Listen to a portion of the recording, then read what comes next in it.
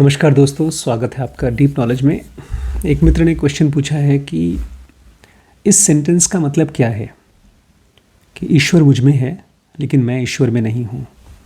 ये एक बीज है जिसे आपको अपने मन में डाल करके उसे एक बड़ा सा पेड़ बनाना है। ईश्वर मुझ में है इसका मतलब कि मैं आँख बंद करके अपने अंदर झांक सकता हूँ और मैं ईश्वर को अपने अंदर जान सकता हूँ, खोज सकता हूँ। लेकिन मैं ईश्वर में नहीं हूँ इसका मतलब मेरा मन 24 घंटे अलग अलग चीज़ों में इन्वॉल्व्ड है लेकिन वो ईश्वर में इंटरेस्टेड नहीं है। फ़िलहाल मैं क्या हूँ, इसको अगर आप और गहरे से समझना चाहते हैं, डिकोड करना चाहते हैं, तो अपने आप से पूछिए कि फ़िलहाल इसी मोमेंट पर मैं क्या हूँ, मैं क्या सोच रहा हूँ, मैं क्या कर रहा हूँ। जब कोई मेरी बुराई करता है तो मैं कैसे उसको रिस्पॉन्ड करता हूँ। मैं जब किसी ऐसे इंसान को देखता हूँ जो पहले मेरे जैसा था, उसकी और मेरी हैसियत एक जैसी थी लेकिन अब वो बहुत आगे बढ़ गया है, उस कंपैरिजन से मैं कैसा महसूस करता हूँ।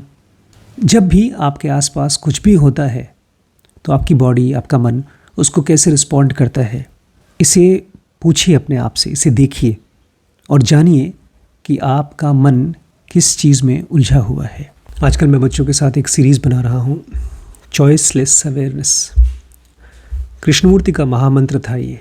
नहीं मतलब वो इसे रिपीट नहीं किया करते थे लेकिन वो अपनी इनसाइट को इसी शब्द के ज़रिए आपको पहुंचाने की कोशिश करते थे।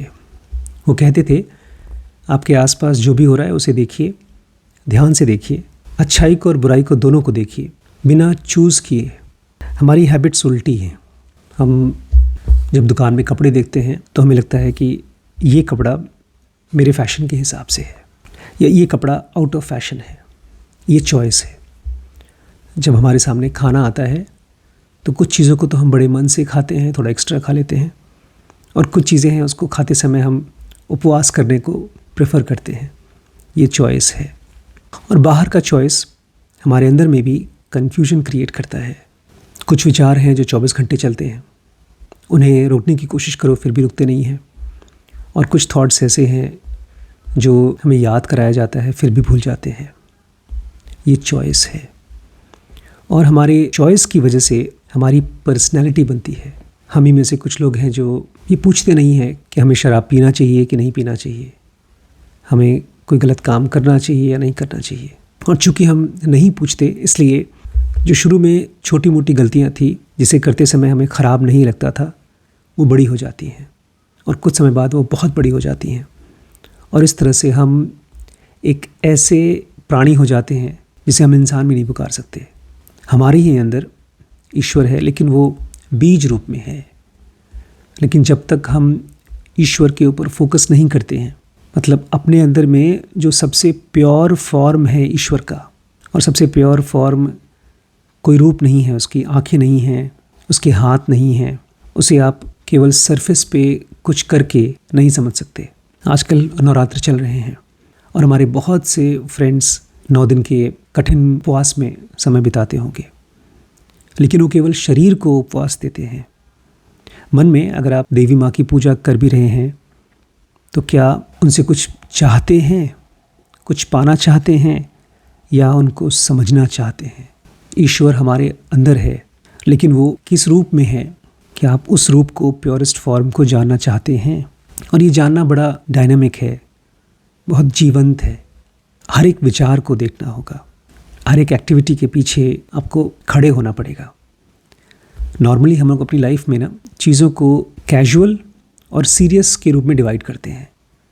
ढेर सारी ऐसी चीज़ें हैं जो हमारे हिसाब से कैजुअल है, उसमें कोई गलती नहीं, कोई बुराई नहीं, और उसी में बहुत सी ऐसी चीज़ें हैं जो बहुत सीरियस हैं। जब हम कोई बड़ी गलती देखते हैं किसी और की लाइफ में तो हमको लगता है कि थैंक गॉड मैं वो नहीं कर रहा हूँ, मैं कम से कम इतना बुरा तो नहीं हूँ। लेकिन हमको पता नहीं है कि हमारे अंदर में वो जो छोटी छोटी कैजुअलिटीज़ हैं जिसको मैं अलाउ कर देता हूँ इसलिए क्योंकि पड़ोस वाला भी कर रहा है, सब लोग कर रहे हैं, तो वो है इल्यूजन, वो है कन्फ्यूजन। हर मोमेंट पे आपको ये पूछना पड़ेगा, हर एक थॉट के साथ, हर एक बॉडी के, माइंड के रिएक्शन से पूछना पड़ेगा कि क्या मैं ये हूँ?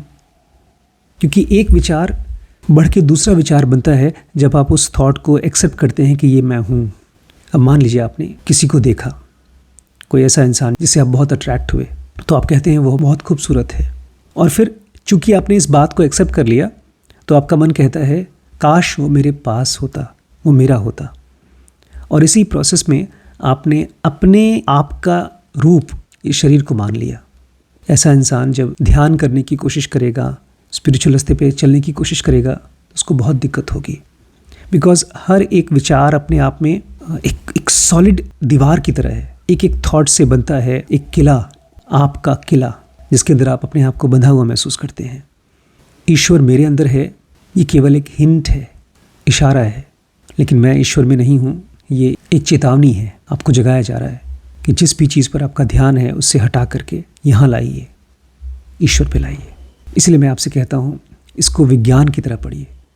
अगर आप बहुत सीरियस हैं इसमें, जेनो का बेसिक कोर्स में और जेनो का पर्सनल में, मेरे साथ चल सकते हैं आप एक एक कदम हर हफ्ते जूम मीट पर।